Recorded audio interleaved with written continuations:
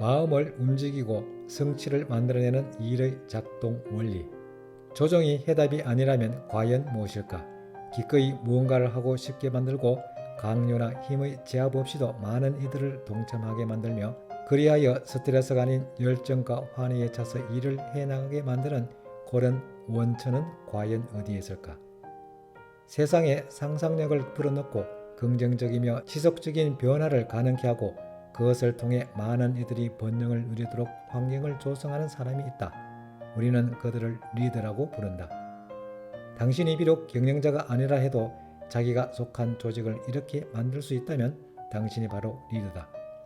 리더는 생각하고 행동하고 커뮤니케이션하고 관계 맺는 고유의 스타일이 있다. 설령 리더의 자리에 앉아 있더라도 리더의 방식으로 생각하고 행동하고 커뮤니케이션하고 관계 맺지 않는 사람은 그저 조무래기 관료일 뿐이다. 의식하든 하지 않든 리더들은 일종의 패턴을 보여주기 때문이다. 나는 그것을 골든 서클이라고 명명했다. 골든 서클은 황금비에서 나온 개념이다. 황금비란 간단히 말하자면 역사일의 수학자, 생물학자, 건축가, 미술가, 음악가, 자연주의자들을 매료시킨 숫자 간의 관계를 말한다. 고대 이집트인에서 피타고라스를 거쳐 레오나르도 다빈치에 이르기까지 많은 이들은 균형과 미를 수학 공식으로 표현해낼 황금비에 대해 연구해왔다. 나무잎의 대칭 구조나 눈송이에서 발견되는 기하학적인 완벽성처럼 자연은 우리가 생각하는 것보다 더 질서정연하다는 사고를 바탕에 깔고 있는 개념이다. 내가 황금비에 매료된 이유는 이것이 매우 다양한 분야에서 적용되어 왔기 때문이다. 더더욱 의미가 있다고 생각한 것은 결과가 무작위로 나오거나 그저 운으로 치부할 만한 상황에서조차 공식을 부여해서 반복적이고 예측 가능한 것으로 만들 수 있다는 점 때문이다.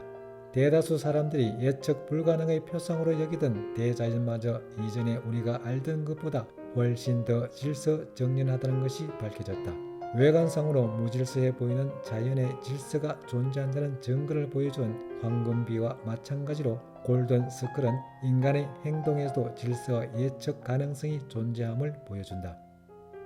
간략히 말하면 골든 서클은 나는 왜 이렇게 행동하는가에 대한 근거와 이유를 이해할 수 있게 도와준다. 특정 리더나 조직들이 다른 사람들에 비해 왜 그토록 막강한 영향력을 행사하는지에 대해 이제껏 여러 추정들이 난무했다.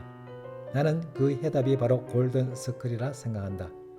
애플은 어떻게 그토록 다양한 분야에서 혁신을 성공할 수 있었으며 어찌하여 그 능력을 단 한 번도 잃어버리지 않았을까? 골든 서클은 이 의문에 대한 명쾌한 통찰을 제공한다. 많은 이들이 의아해하지만 명확히 설명할 수 없었던 수많은 의문에 대해서도 그렇다. 왜 사람들은 기꺼이 자기 몸에 할리 데이비슨 문신을 새길까? 사우스웨스트 항공은 왜 역사상 가장 높은 수익을 거둔 항공사가 되었고 게다가 지속적으로 성과를 거둘 수 있었을까? 사람들은 왜 유독 마틴 루터 킹의 전설에 열광했으며 그와 함께 기꺼이 온몸을 던졌을까?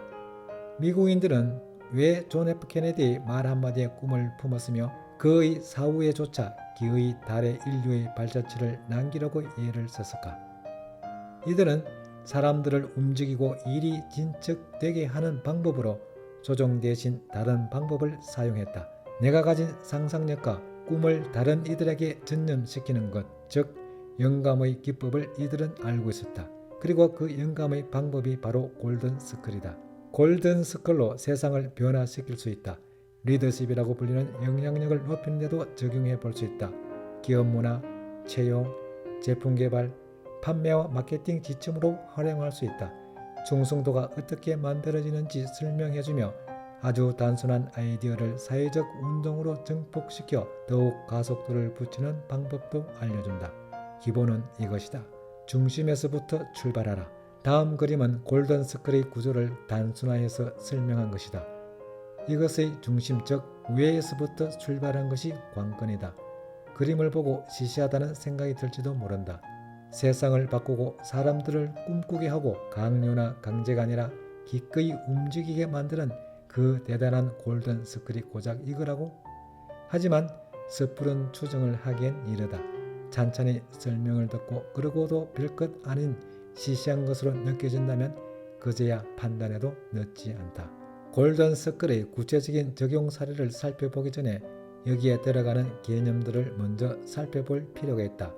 개념은 바깥에서부터 시작해 알아보자. 무엇을 what? 지구상에 존재하는 모든 기업, 조직은 자기들이 무엇을 하는지 안다. 크든 작든 분야가 무엇이든 무관하게 말이다. 자기들이 무엇을 파는지, 어떤 서비스를 제공하는지, 어떤 일을 하는지 쉽사리 설명을 한다. 무엇은 알기 쉬운 영역이다. 어떻게, how? 기업과 조직 그리고 그 안에 몸담은 종사들 중 상당수는 자기가 일을 어떻게 하는지 안다. 차별화된 가치를 제공한다. 독창적인 프로세스를 보유했다. 특별한 판매 제안을 한다 등등.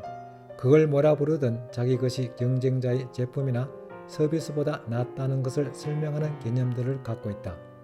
무엇을 보다는 훨씬 더 구체적이고 분명하지 않은 것이기에 사람들은 어떻게 해야말로 우월함을 만들어내는 원천이라고 생각하기 쉽다.